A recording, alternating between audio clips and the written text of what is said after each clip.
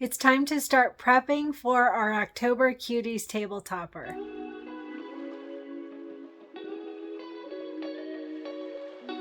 Hey everyone, Cristin here, and we are going to start working on the October table topper, the Cuties table toppers by Kimberbell.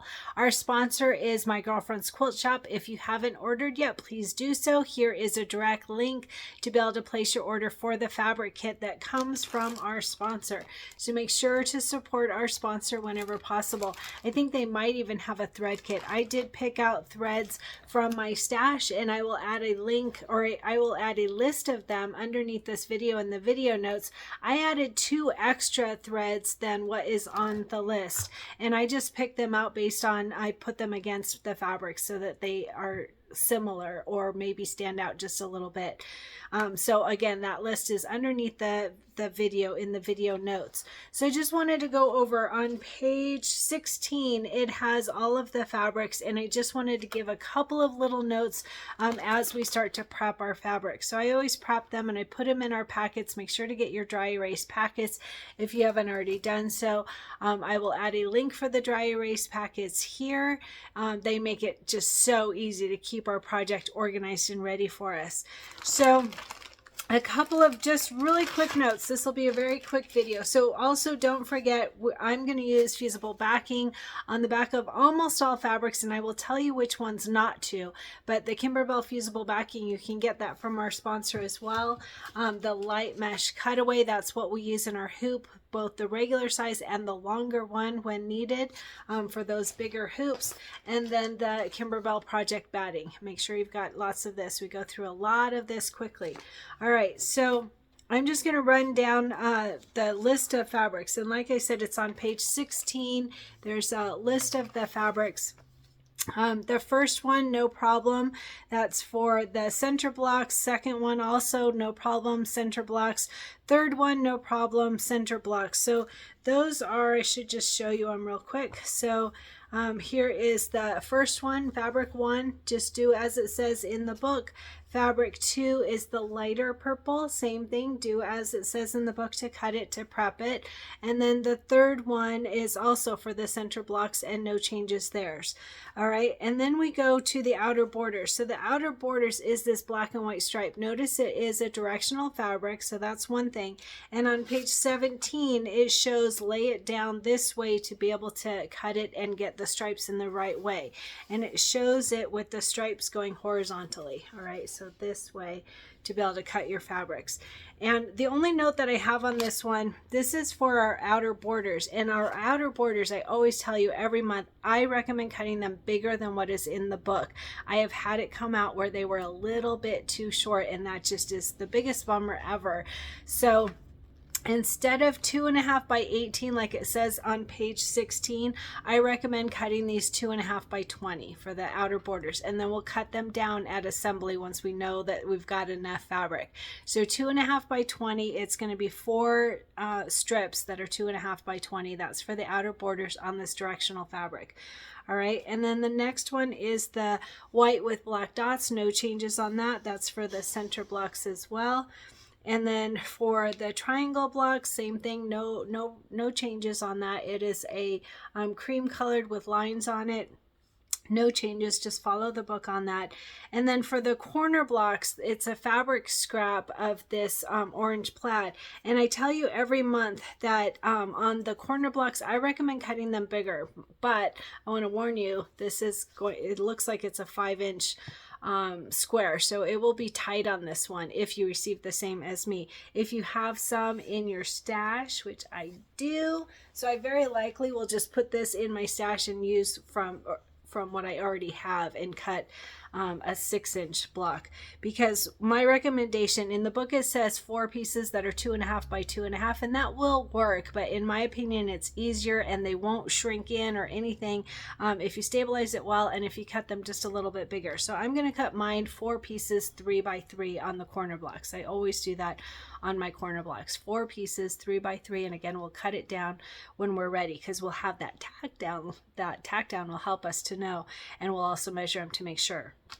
All right, so that's on that orange plaid fabric. All right, And then the next one is the inner borders and the binding. So on this one, it is the orange star fabric, and this big piece of fabric is for both our inner borders and our binding. So what I always do is I take this and I right away cut off the binding, and then I stabilize the rest. That way I make sure not to stabilize, because you don't want to stabilize your binding. It makes it really hard. Sometimes it happens, but it makes it really hard to make those mitered corners. So I really recommend not stabilizing your binding. And on the binding, it has two strips that are 2.5 times width of fabric and one strip that is 2.5 by 20. I find it a lot easier if I just cut off 3 strips that are 2.5 times width of fabric right from the start. There's always plenty of fabric to do that. So that's what I'm going to do. I cut off 3 strips that are 2.5 times the width of fabric. And then the rest I go ahead and I stabilize, and I use that for my inner borders. So on the inner borders, same thing. This fabric, I recommend cutting them a little bit bigger. Same reason as the outer borders. Sometimes they can be just a little bit too small, and that is a bummer to try and fix. Believe me, I had to do it. So on inner border A, it says 2 pieces that are 1 3/4 by 10.5. I'm going to cut mine to 12 inches instead of 10.5. So that would be 2 strips that are 1 3/4 by 12 inches. And then for inner border B, it has 2 strips that are 1 3/4 by 13. I'm going to cut them to 15. So just a little bit bigger, whatever works. So that would be 2 strips that are 1 3/4 times 15 for inner border B. All right, and then our back fabric, I just want to point this out also. They often change out the back fabric. In the book, it shows this, but I didn't get this. You may have, it doesn't matter at all. I received an orange silky solid, and that works totally fine for me, no problem. So on this, just don't stabilize it, the back fabric. Although some people do choose to, and your project, your way. However, if that works better for you, if you have found that you get bubbling on the back when you are stitching in the ditch, or you have a hard time getting it to lay down with your pins, whatever, but I don't. I prefer not to stabilize that. So and I also don't pre-cut it. So it says to cut this to 24 by 24, and I just leave it as is, and I put my finished top on top of the back fabric, and then I cut after that, after I've done the stitch in the ditch. So leave it as is. Don't stabilize it unless you have a preference to do that, then go for it. And as always, don't stabilize the glitter. There is glitter in our pack. Leave that as is. There's also mylar. That will be fun. All right, so that was it. Just real quick little notes. Like I said, the thread list will be in the video notes. I also made a list of the batting for each of the blocks that we will work on, and the strips, all of that. I have a list for the batting cuts, so I will add this to this video so that you can just do a simple screenshot and refer back to it when you are cutting your batting. All right, and that's it. Easy today. So today is all about ironing and prepping and getting our batting cut and our fabrics all stabilized and cut and ready for our project to begin.